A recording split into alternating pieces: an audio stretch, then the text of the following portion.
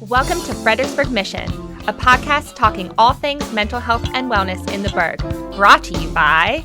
How do you shorten the time it takes to buy a car? Car buying just got easier. Pohanka365.com lets you complete as much or as little of the car buying process online. Pohanka365.com. Car buying simplified. Anytime, anywhere.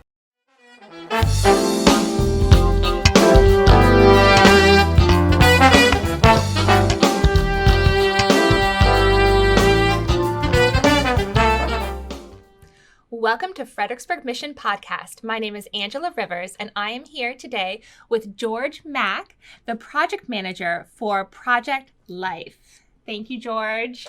Thank you for having me. Yeah, of course. So let's start this off by telling people what Project Life is. Life is an acronym, correct? Yes, LIFE is an acronym. It stands for Living Independently, Focusing on Empowerment. Project Life program is a partnership with United Methodist Family Services and Virginia Department of Social Services, where we support older youth in foster care and their families and those surrounding supports around them as they transition to young adulthood so they can be a little bit more self-sufficient as they get older. So we kind of work on dual sides of the fence. We work with working professionals that work with the young adults from the age 14 and up, as well as the youth themselves. So we kind of see which way we can catch them from the worker side as well as the youth side so that we can have the youth input. Yeah, and what type of youth do you serve? Is there a certain age? Is there, what are the requirements for them? So our age starts at the age of 14. That's the age when they start independent living services within the state of Virginia, working with older youth all the way up until we work up until the ages of 23. The requirements is that they have to be a youth that's currently in foster care, youth that have been adopted after teenage at the same age. Those youth can also take advantage of our program. We're funded by Virginia Department of Social Services. So everything that Project Life do, there's no fee for those youth that are receiving foster care services. So we are open to all of them. If you have a referral, they can go to our website, which is www.vaprojectlife.org, and they can just get connected with us there. Do they have to be a foster or adoptive child with UMFS, or can they be in a different agency? Oh, we take all youth in all parts of the state of Virginia that's been in foster care services. Of course, we take care of our own within UMFS, but it's open to all youth in foster care. And how long has Project Life been around for? Wow, we've been around since 2009. Wow. It's been a long time. I've joined Project Life in 2012. Personally, I started out working in the central region, which in the Richmond area. I was an independent living consultant there, then moved to the northern part of the state and did the same thing, then became project manager some years after. And so what do you do as the project manager? I supervise the whole team. We have a team. A lot more than that. Yeah, I do a lot more. We have a small team, but very effective team. We have an IO consultant in the western part of the state where we can touch all that area that's, bordering Tennessee and Blacksburg and all that. We have a consultant in the Piedmont area, Lynchburg area, that works out of our satellite office in the Lynchburg area. We also have a Tidewater consultant that works out of our Tidewater area. We have a Richmond consultant. And also in the Richmond area, we have our youth development coordinator, which does a lot of our advocacy work and work with a lot of youth that want to get a lot of the leadership development, public speaking. So we have multiple people in our Richmond area as opposed to everywhere else. And of course, I'm in the northern part of the state. So I just kind of make sure that, keeping the glue together of our team to, bring about all the creative things that we've got going on. And how do you promote Project Life? I mean, to the youth, in care, because I'm sure some of them, don't want to be in foster care anymore, don't want to be associated with things. How do you encourage them to take part in your services? I'll tell you, we have been very creative for this past year, of course, since the pandemic came about, we've been virtual. As opposed to, the 11, 12 years prior to that, we've done all these in-person events and conferences, and I'll speak a little bit more about that later. So we utilize a lot, one, our social media outlet. We do have Instagram, Facebook, and we have our website. So we definitely keep things on there that can engage the youth on a virtual platform. We also included this year a texting application, because we know all our youth are on their phones all day. Yep. So alongside with us having, the social media outlets, youth can text our 1-800 number and get updates on every event that we have, or any information we want to get out as far as newsletters, and get it right to their mobile device as well. That is really, really genius. Have you found it hard to get people involved amidst COVID? I mean, has virtual changed anything for you, or has it been pretty steady?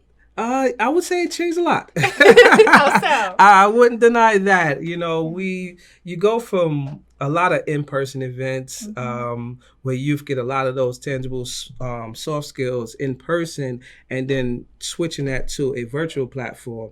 It's not easy to do. Yeah. We have a team that's very creative and coming up with different ways and different approaches to engage the youth on a virtual platform, especially after, Zoom fatigue, them going to school all day on their laptops, and then coming to do a workshop with us for about an hour or so. But we definitely changed the way we approach, the workshops. And most of our workshops come from the life skills domains as daily living, self-care, relationship communication. We do a lot of money management and budgeting with them, some housing stuff. So all those seem pretty basic, but you have to take a creative approach on a virtual platform. Yeah, you do. So for something like money management, one of the cool things our program staff came up with was a Price is Right game to teach them, how to, as we watch those game shows growing up, and then creating something that kind of translate into the independent living world for them is some of the things that we have to do when it comes to teaching these young people these soft skills. Yeah, and so why was Project Life started? I mean, you guys do so much for kids and youth and teens, and so why was it started? Did you see a need? I wasn't there for the inception, but I would say there's always a gap. Most youth that once they turn 18, they have probably been in the foster care system for a very long time, and they want to just kind of go out and just do their own thing. And with Project Life, it kind of gives them that added cushion. So if they choose to stay, if they don't choose to stay, we are that added resource to them as they transition into their young adulthood life. Because we all know, even though legally at 18, I'm an adult, but in reality, I'm still a kid. Most of us, if you went to college and you graduated, sometimes you might go back home and stay with mom or dad or aunt, uncle, grandma, just to, get your feet, at a good place, so that when you start your own life, that you have some supports around you. And looking at Project Life, we just kind of give that added support. And it may not just be from housing, but it may be, helping them get connected to those permanent connections, or teaching them soft skills, or giving them some leadership opportunities, or an advocacy opportunity as well, where they can speak to others to make things a little bit better for the people behind them. Wow. So then you do a ton of services for them. Yeah, I like to look at it as an umbrella, because we do so many things, and we wear so many hats that, we provide so many different resources for the young adults as well as the workers as well. So we kind of have an umbrella of services that we can work with them. Like what type of umbrella services do you have? If someone's listening and they're like, oh, you know what, I could really use this, or my child could really use this, my foster child, As an example, thinking about our youth development coordinator, whereas if a youth just had that voice and wanted just kind of share their experience. We have somebody that can teach them about strategic sharing and how to publicly speak and share their story. Teach them some small leadership skills where they can get connected to different organizations and use their leadership qualities there. We work with a lot of the different education programs to make sure that they have post-secondary education support and connect them to the VDSS supports, that they can get the funding to do post-secondary education, trade schools, or, just get connected to some apprenticeship programs. So we work closely with a lot of the community resources throughout the state, depending on the needs. So every area looks different. So here will look totally different than the western part of the state, or South Boston, or even the Tidewater area, and even Nova, because this area is kind of like the middle ground, I would say, between central region and northern region. So we have to basically work with all parts of the state to figure out what's the best need for that area and that youth. And did it start with just youth that are more 18 and above, and now it's younger as well, or has it always been? Yeah, it's always been starting at the age 14. Of course, I would love for it to start at an earlier age. Sometimes we don't always get a youth at 14. Sometimes we may get them on the cusp of their 18th birthday, and then they're starting to know and understand the resources that we have. But ideally, we would love to work with a youth at the age of 14 so that we can be able to work with them along the way and see some of them steps and watch them grow. And we have a few youth that we kind of have as success stories that we have worked with at those earlier ages, and now to see them blossom and grow into the young adults that they are. And so do they still live with their foster parents during it, or do they live in an independent housing? How does that work with Project Life? Today, I would say there's a great opportunity for youth once they turn 18, which is called Fostering Futures. And if they wanted to know more about that, it's at the VDSS website. All you got to do is type in Foster My Future. And this is a voluntary agreement for youth when they turn 18, is to have like an extended foster care experience from age of 18 to 21. And it helps support them with their housing and financial resources past their 18th birthday. So they have a choice that they can take if they choose to stay within the foster family that they were in prior to their 18th birthday. They can do that. They can go to college and use it towards room and board, which is a great thing. They can, choose to live on their own, or, possibly take advantage of going into one of the apartment programs. And there are tons of apartment programs throughout the state of Virginia that they can take advantage of. And with those apartment programs, they have additional resources for our young adults as well. So we connect them with those different opportunities. And a lot of times it starts earlier on, because every youth, once they turn 14, they have to take a life skills assessment, just to see what their strengths and their challenges are, and Project Life work with them and their agency just to kind of see, okay, you're struggling in this area. How about we kind of work with this for this time period? And they do this on a yearly basis.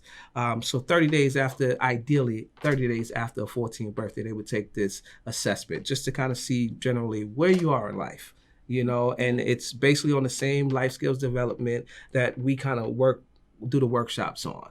And then after that, they create this transition plan. So based upon this assessment, they build this plan. So within that plan, we can say, okay, let's set aside a few goals for you.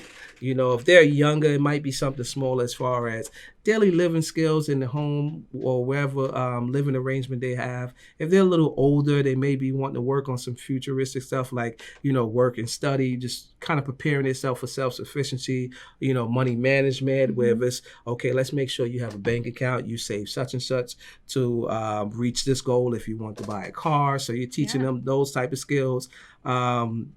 And working with them, whatever area kind of meets them where they are, and we utilize that that life skills to that transition plan, just to kind of measure and see how we can help support them long term. And this is done for every youth in foster care once they turn 14, and it's done every year. And it's kind of more like an update. They get to every year. So what they worked on at 14, they might not be working on at 16 or 17 or 18. It just depends on where they are in life. But they have to enroll, right? It's just not automatic, or there's no enrollment for that. No? That's more so just kind of automatic. That's something that every youth, when they turn 14, that they should be doing. And we are there along the way to make sure that they have the supports needed. So in these plans, they may ask, what supportive adults you have in your life? And if they don't know, guess what? We can work with you to make sure that you have those permanent connections, so that when you're achieving these goals, there's somebody there to help you and make sure, you have that added support. So there's different things that's in these plans. And of course, we have cool examples on our website that they can see how to best develop it for them. So it's basically kind of that more individualized plan. So it's going to look different for everybody. It's so empowering. I mean, I feel like all youth in and out of foster care could, those type of things, you don't always learn them growing up, and so it's so great how you support the youth in foster care as they learn independent skills. I think it's magical. Yes, and I'm grateful to have this role and the team that we have, because I kind of wish that when I was coming up that I had somebody to say at 14, we're going to be looking at your future. Right? You and don't at 14, hear that. Yeah, you don't really think about it at 14. And sometimes the youth don't even want to think about it at 14, but it gives them just a quick little glimpse of where we're trying to prepare you for, because we know the grim statistics of most of the youth once they leave foster care after the age 18. So we want to try to put them in a position where they can improve those statistics and not just, fall victim to them. Yeah. Have there been any misconceptions that you've heard about, the services you provide, or in general about, youth as they turn 18? And for Project Life, I think the biggest misconception is that all we do is workshops. And no, you were going to talk about that later, huh? Yeah, we do tons of it. We have tons of services.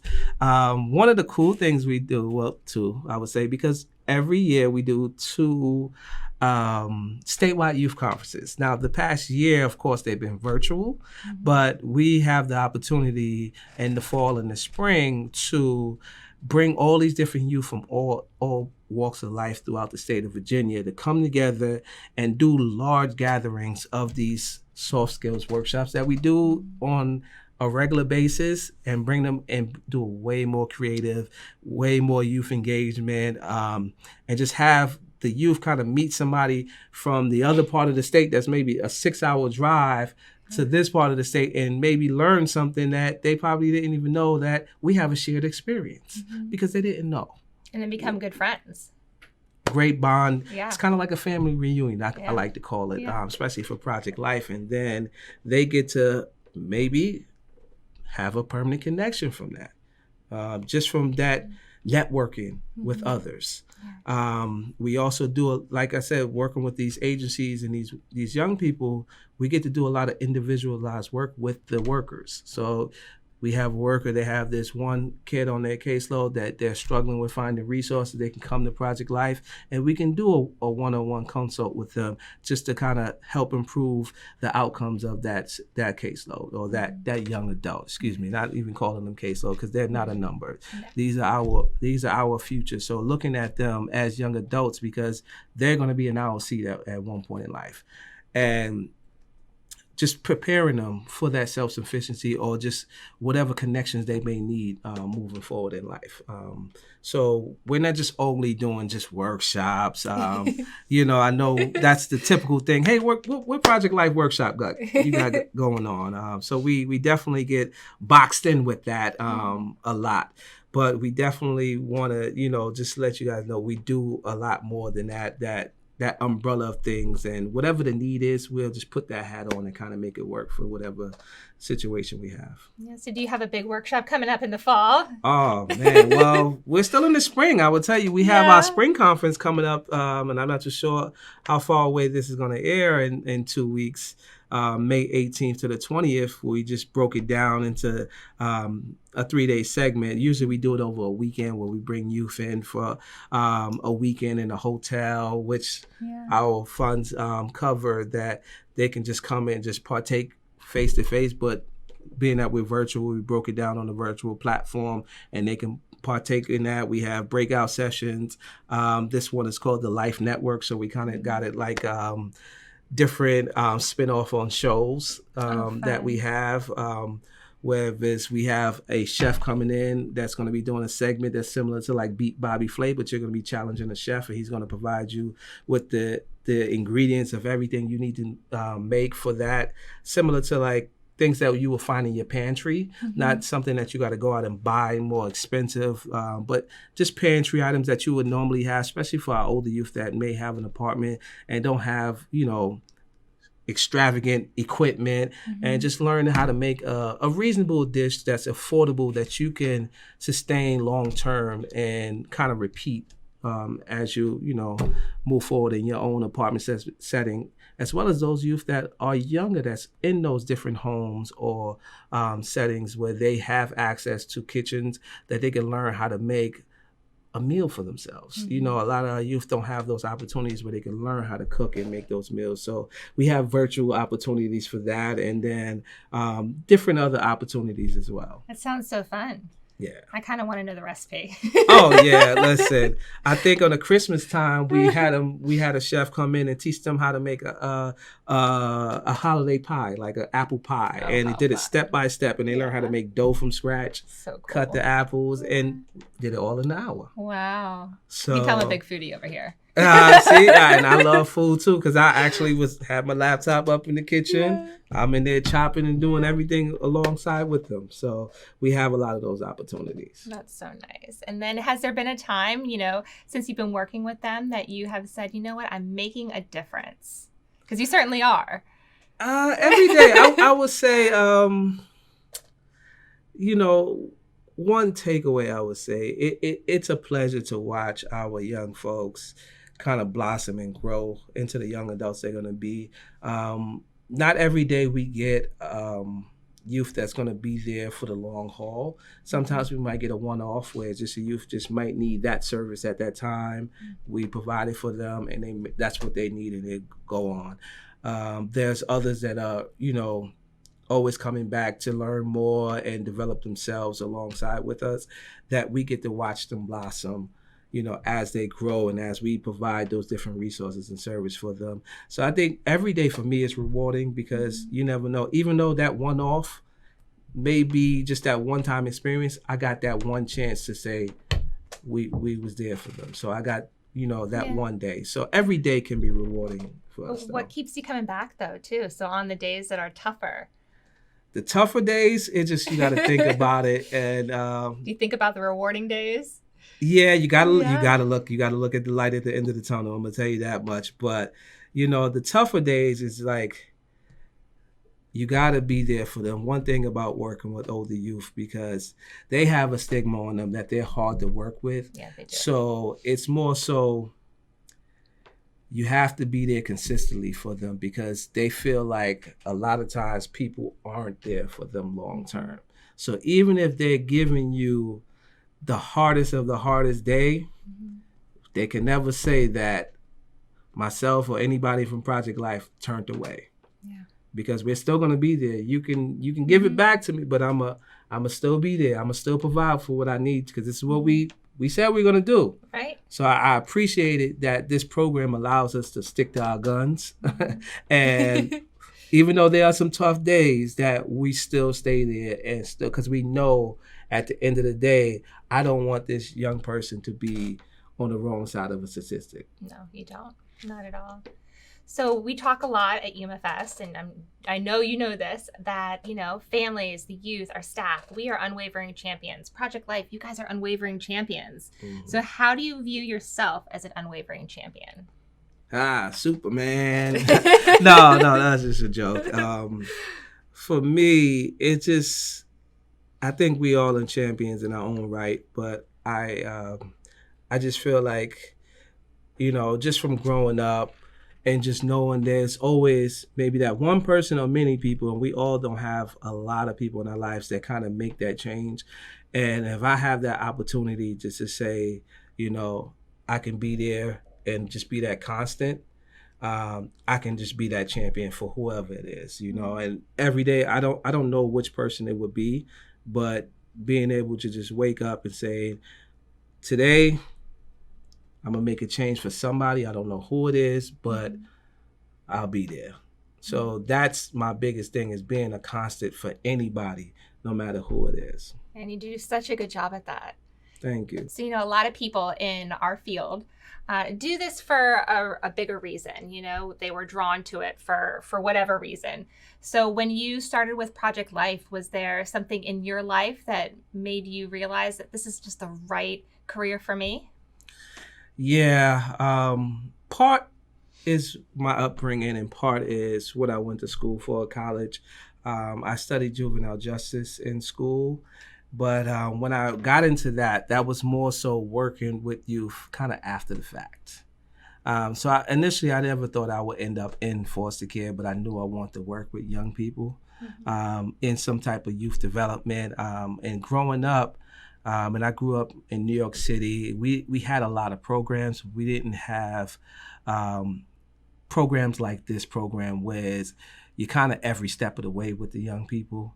And you have the opportunity to work with not only the young person, but the families, the workers, the schools, and you get to touch them in many different avenues.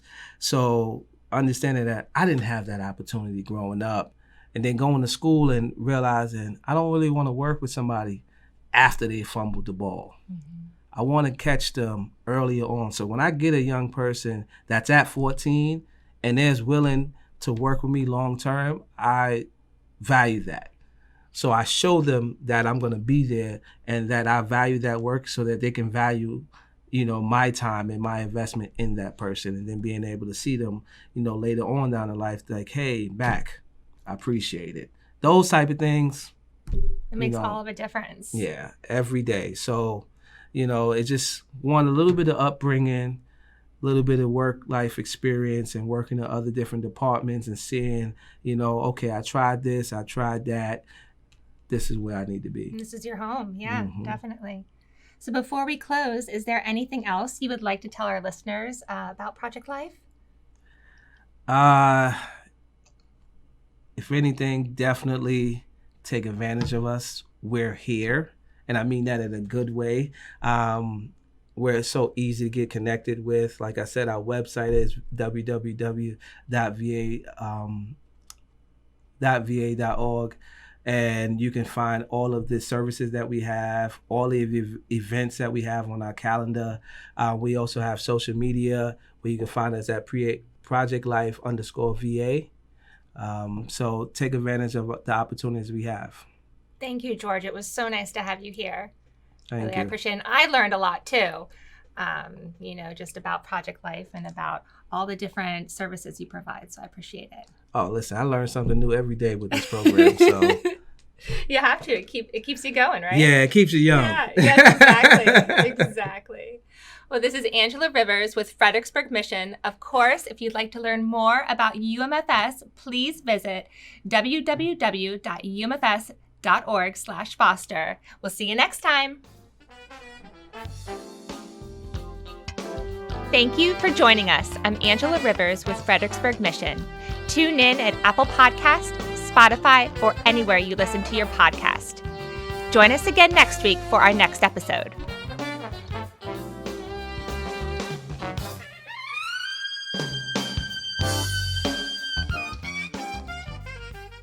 How do you shorten the time it takes to buy a car? Car buying just got easier. Pohanka365.com lets you complete as much or as little of the car buying process online. Pohanka365.com. Car buying simplified. Anytime, anywhere.